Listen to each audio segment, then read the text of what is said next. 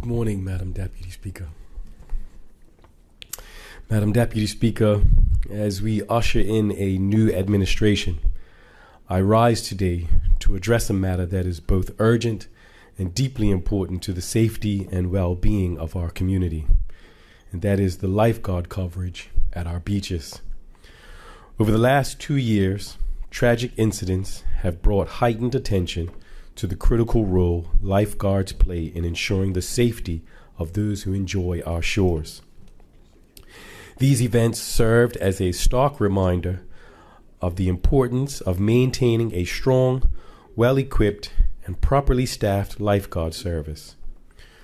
With tourism returning strongly and cruise ships extending their season, the demand for lifeguard services is growing.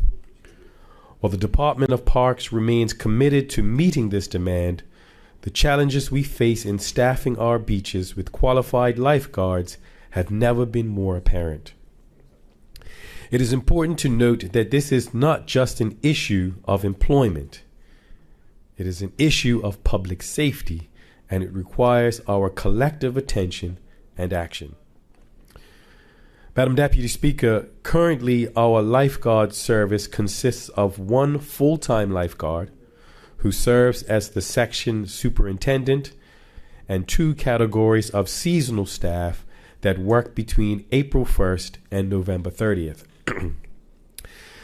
The key point here, Madam Deputy Speaker, is that almost all of our lifeguards are seasonal, thereby leaving our beaches underserviced during the off-season.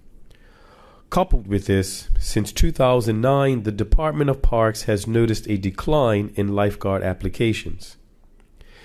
It should also be noted that this decline in applications is despite the government increasing its budget to hire more lifeguards, demonstrating the issues we face are not merely financial, and so therefore we must reevaluate how we attract and retain personnel for these vital roles.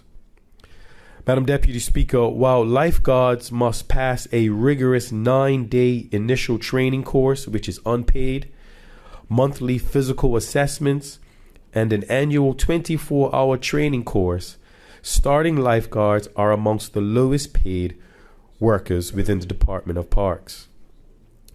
Given the increased demands on these first responders, we must reflect as a society and as a government on how we value those in those critical roles. So, Madam Deputy Speaker, what is the government doing to address these challenges? I'm pleased to report that the Department of Parks has initiated an internal assessment of its current organizational structure in consultation with the Department of Employee and Organizational Development.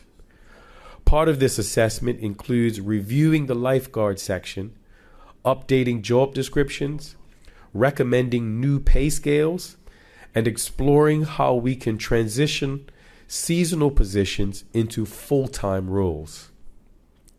Additionally, Madam Deputy Speaker, to assist with our effort to improve our lifeguard service, the government has engaged the Royal National Lifeboat Institution, recognized as the RNLI, an international charity with extensive lifeguard experience, providing lifeguard coverage to nearly 240 beaches across the UK and overseas territories. They have assessed Bermuda's lifeguard service and will make recommendations on how to improve our system. Madam Deputy Speaker, while restructuring will take time, we are also taking immediate action. In February of this year, the RNLI team assessed 6 of our busiest beaches, namely Horseshoe Bay, Clearwater and Turtle Bay counted as 1, John Smith's Bay, Admiralty House, Wark Long Bay, and Shelley Bay. The assessment will allow the department to better understand potential risks, map out hazards, optimize equipment locations and operational areas for emergency responses. Outside of assessing Bermuda's lifeguard services and our busiest beaches, RNLI also consulted with key stakeholders, including the Department of Parks, Lifeguard staff, the BTA, the Ministry of Transport, and the Bermuda Hotel Association. As we await the fulsome report from RNLI, Madam Deputy Speaker, the Department of Parks continues to advertise for the seasonal lifeguard positions and has already received over 20 applications, with hopefully more expected. However, Madam Deputy Speaker, as our tourism season extends year-round, we cannot continue to rely solely on a seasonal workforce. To ensure adequate coverage during the full tourism season, the government is now advertising for 8 full-time consultant lifeguard positions for a 1 to 2 year period, allowing for sufficient time for the MCS restructuring process to conclude. Madam Deputy Speaker, in addition to our normal seasonal staff, these 8 full-time lifeguards will suffice to cover high-traffic beaches throughout the year and during off-peak events such as the Bermuda Triathlon and various holiday gatherings on Elbow Beach without overburdening the staff. Applications can be submitted online at www.gov.bm/online-services/lifeguard service, or physical applications can be collected at the Department of Parks headquarters in the Global House building in Hamilton. The deadline for applications is April 1st, 2025. Madam Deputy Speaker, I must strongly emphasize that we are actively encouraging Bermudians with lifeguard experience to apply for these full-time consultant positions as we work to ensure adequate coverage throughout our tourism season. However, in light of the aforementioned recent tragedies, our priority is to save lives.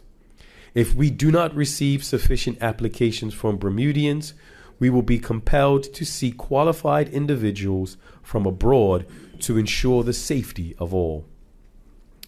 I would like to take this opportunity to thank the team within the Ministry of Public Works and Environment for their tireless work on this long-standing issue.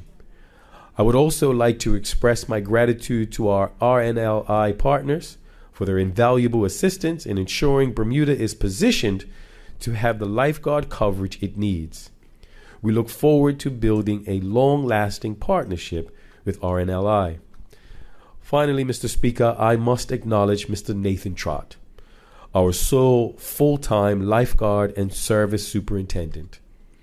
Since 2008, Nathan has been the backbone of the Bermuda Lifeguard Service, managing all aspects of the service from recruitment to training, equipment maintenance, scheduling, and lifeguarding. He has done this without the support of an administrative team and has not had a substantive vacation since taking on this role. I'm sure all members of this House will join me in expressing our sincere thanks to Nathan Trott and agree with me that it is high time we provide Nathan with the support he so greatly deserves. In conclusion, Madam Deputy Speaker, the safety of our community. In conclusion, Madam Deputy Speaker, the safety of our community and the well-being of those who enjoy Bermuda's beautiful beaches must remain a top priority for this government.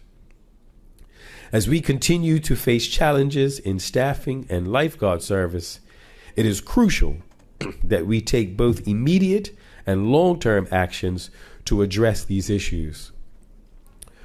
Through increased funding, restructuring efforts, and collaboration with expert organizations like the RNLI, we are committed to strengthening our lifeguard service and ensuring that our beaches remain safe for residents and visitors alike.